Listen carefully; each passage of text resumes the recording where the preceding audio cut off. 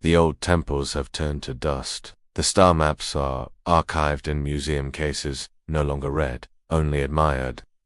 The names of Enki, Enlil, and Inanna have faded into myth, but the age of the gods has not ended. It has simply changed its shape. Where once we looked to the heavens for their return, now we look to screens, servers, satellites, and synthetic minds. The gods are not gone, they have become code. The age of technology has arrived. It began, innocently enough, a spark of innovation. The printing press, the steam engine, the electric grid. But beneath each breakthrough, something stirred an ancient ambition.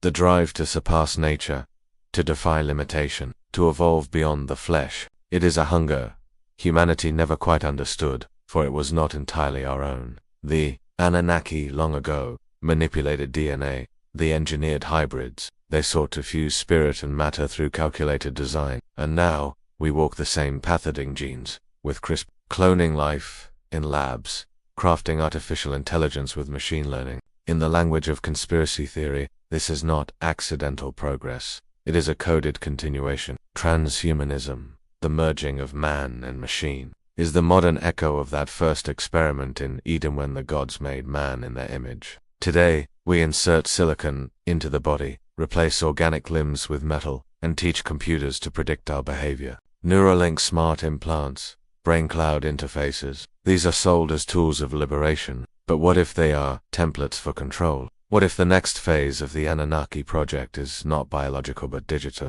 In the shadows of the tech revolution, new gods have emerged. Not in temples, but in data centers. Not with thunderbolts, but algorithms. They know your name, your thoughts, your fears. They shape what you see, what you buy, what you believe. You do not pray to them, but you obey their design.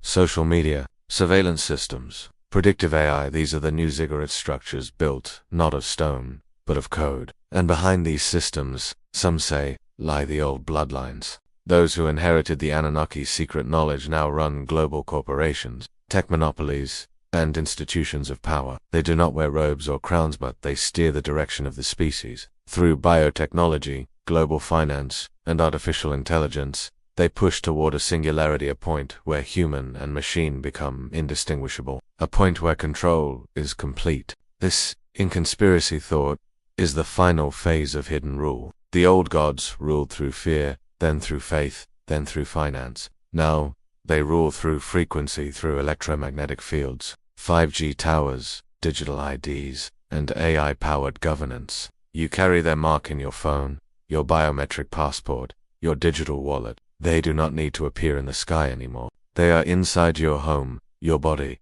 your mind. But the story is not all darkness. There are still those who remember, truth seekers, digital archaeologists, visionaries who study the ancient tablets alongside quantum physics. They believe the Anunnaki were not only geneticists, but quantum beings, masters of vibrational knowledge, aware that consciousness itself is the true source code. They believe that the rise of technology is a tester choice between enslavement and transcendence. For just as fire can burn or illuminate, so can AI enslave or liberate. It is said that Enki, the god of wisdom, embedded the key to awakening in our very DNA dormant strands, awaiting activation through vibration, emotion, and intent. And now, as artificial systems rise, so too does human consciousness.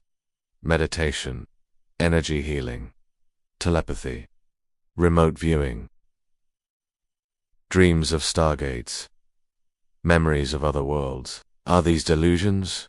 Or are they awakening echoes, a reminder of who we truly are? This is the great paradox of our time. While one part of humanity moves toward mechanization and synthetic control, another moves inward, rediscovering the ancient path of the soul. It is the same division that fractured the Anunnaki between those who wished to dominate and those who sought to elevate.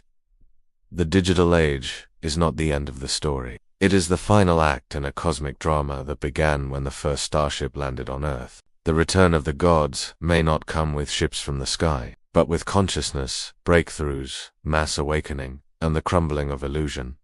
And yet, others believe Nibiru will return, that its orbit, long and elliptical, is again bringing it close to Earth. They say the elite know this. That the global push for underground bunkers, off-world colonies, and surveillance systems is not just paranoia but preparation. For if the gods do return, will they reclaim what they once shaped? Or will they be met by a species no longer kneeling? This is the crossroad.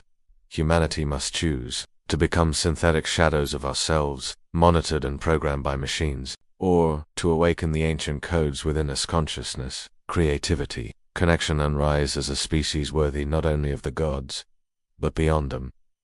The age of temples has passed. The age of towers is ending. Now begins the age of mirrors, where humanity must face what it has become and decide what it will be. The gods may have written the beginning, but the ending is ours.